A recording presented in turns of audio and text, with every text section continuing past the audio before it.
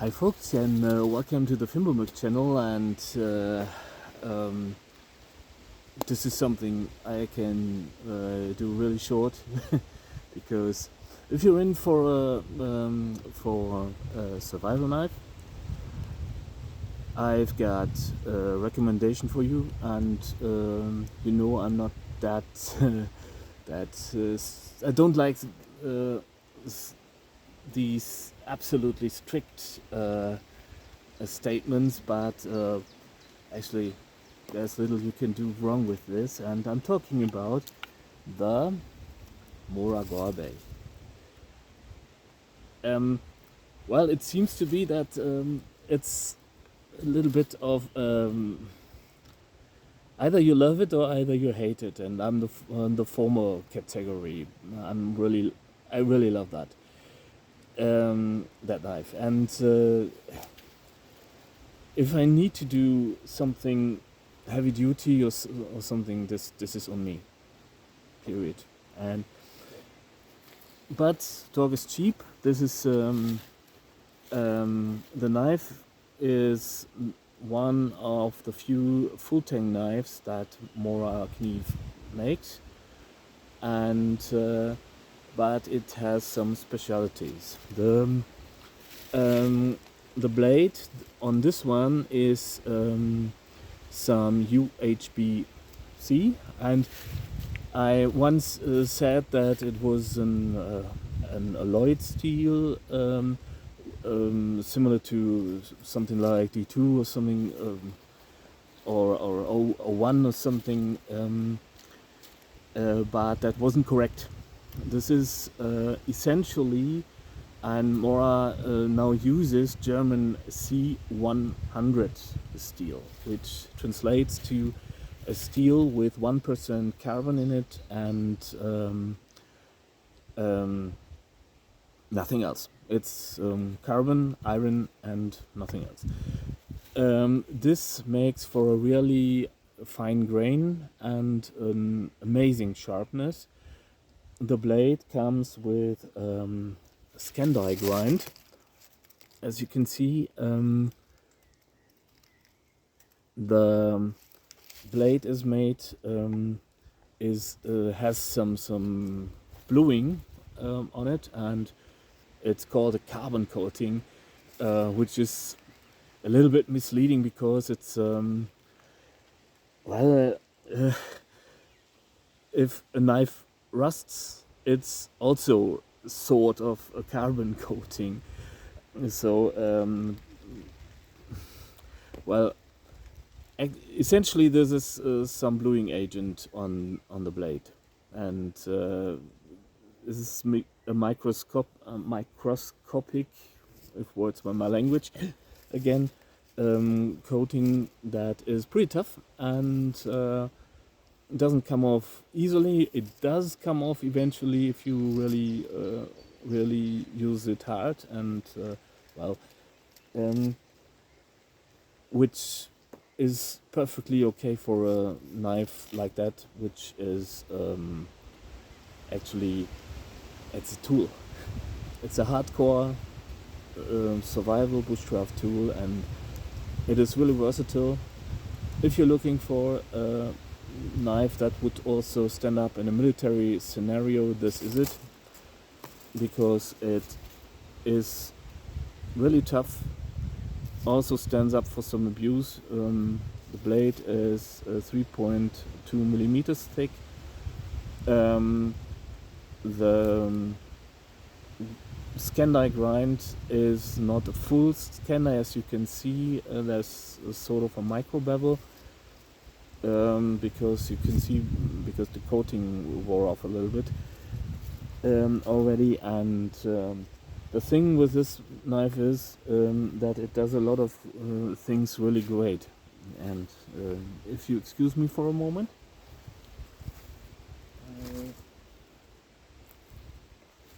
I got myself some oak, and if you look at this, where am I now?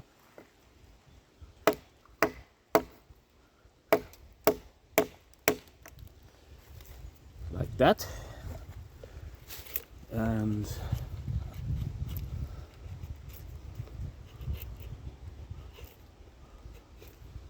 not feather sticking here. Really great, because I must get to terms with the wood,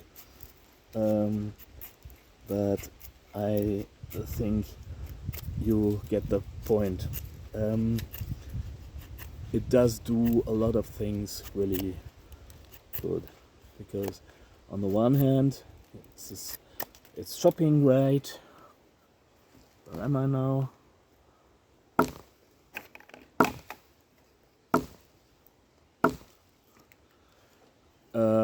You could carve a cook saw with it in that way. So this is the tip has some awesome stability.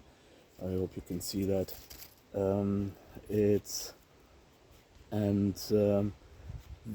It's really all round, and you can see I don't need a lot of effort, because the knife is really sharp, as a lot of Scandinavian knives are, but it is really trustworthy, and the hardness is about 56 to 58 HRC, which for a knife for this application is really, well, more than enough.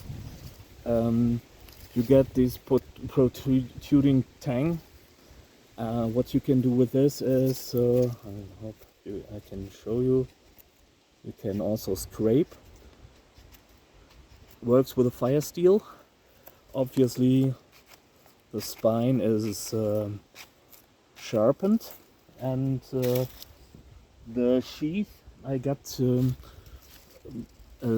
the sheath with a so-called survival kit.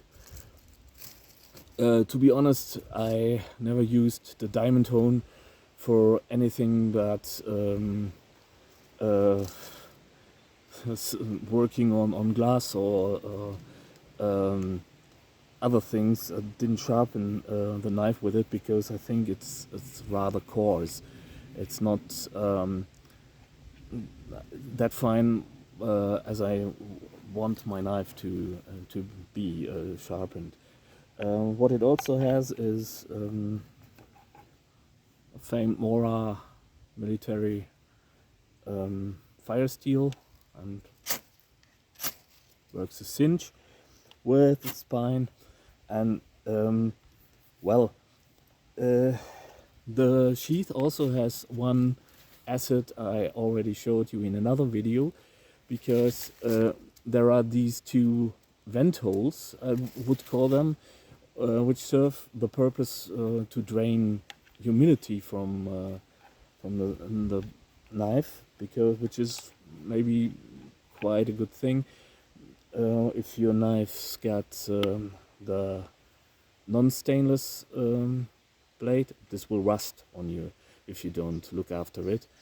But just apply some oil from time to time, wipe it clean if it gets wet, and I don't think you will encounter a lot of problems. I don't. I look after my knife, and so it's not a big problem. You can. What I want to do, if I don't have a hanky or something, I do this samurai technique, just taking the hem of my shirt or jacket, and blades dry. It's raining, by the way. But what these vent holes also do is you can use them for making sort of a blow gun, some thingy for blowing on fire or something. A blow tube was the name. A blow tube for blowing on fire on embers. I showed you in another video. So this is another asset which is nice to have, and this is, you can, well, the one gripe I had was that the tip is a little bit broader than, say, the companion, so it needs some adaptation if you want to make wooden containers with it, like drilling with a tip, something like that. Um, but that's not really an issue at all. It's um, for the you can use it all right. It's just not that you can make small containers with it, and even this abuse doesn't affect the blade at all. If you play sensible, not if you want to destroy this knife, you obviously can. Go to Joe X's channel and you will see that it's possible, but it's not possible in a rather normal setting. If you want to break in through a car hood or something, well, this might fail you. Obviously, it's not made for that. But for the price, and it's the basic version is some 89 euros or something. Goes up to 150, by the way, if you get the survival kit and other goodies. And well, the sheath is it's not the best sheath for a knife there is, but it gets the job done. By the way, this piece, this piece you can remove and replace, and you get a belt loop, which is wide enough for military issue belts and wider leather belts like that, and it has a traditional buttonhole which you can use to button a knife to your to your shirt or to your pants, work pants or something. So that is that's also something that's not quite bad. It's just nice to have, and I think that this is a knife that has been with me for several years now, and that I really abused. I really the fact that I constantly rant against battening doesn't mean I don't do this. And I warn against battening because I know that it, if you do this is sometimes a little bit silly, and I know that it's silly because I did myself. So the thing is, it is a little bit hard to find a knife that's on the one hand it stands up to a lot of abuse, and on the one hand is also an awesome cutter. And the knife isn't that big that it would be a hindrance in food prepping. You can also make really thin slices of onion or sausage or bacon or what have you. But on the other hand, you can also chop through hardwood, and you have seen what I've just done with it. It's just leisurely levering out beechwood, and you know. So if you want to stash out that much money, which is not self-evident anymore in these times, and you want good value for money and a knife that is capable of doing everything, well, this is it. It's and I don't like, as I said in the beginning, I don't like categorical statements, but it has its shortcomings, all right. But well, these shortcomings are not taking anything away from the all-around performance. And thing is, you'd be hard pressed to find something of better value for money like that. And in my experience, it really I leveled out chaga from deep crevices with it. I even harvested beech bar. Actually, not something that was really grown into the bark, but it was a challenge, and I battened with it. I battened not at hardwood with it, and it's rather stiff in a blade, and but it's just no problem. Just, and so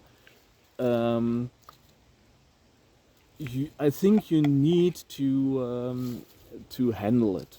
You need to get into a shop and take it to hand, and some people don't get to terms with a handle, which is, by the way, some PTFE thingy with a little bit of a grippy, rubbery texture on top, but it is hard plastic. In the full tang has some cuttings in it in order to mold the plastic around the tang. So so it won't come off on you. It's nothing you could remove just so. You would have to destroy the handle in order to get to the tang. So you need to handle it. You need to move it around. As I said, this is something you should do with every knife you purchase. Each hand is different, and so if you can't afford to have a custom handle made, or maybe not yet the skill to make one yourself, you really need to. And if it doesn't fit, it doesn't fit. That's a given. And it must be your knife, and you must be it's not your hand that should adapt too much to your knife handle, but the knife should be capable of fitting your hand and doing the job you want to do, which is a commonplace, by the way, I think. As I said, some love it, some hate it. I love it. I do love it. It's a really rugged knife. It really contributes to my survival flow. I don't do survival, actually. I'm just some bum walking through the woods and making funny videos, and halfway funny, I hope.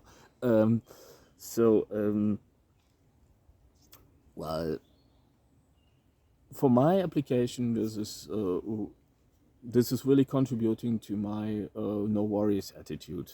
Let's call it that way. You just pick it up, and you know you will come back with it. Even if you go for an overnighter or camp rough it, or do some survival training or something, or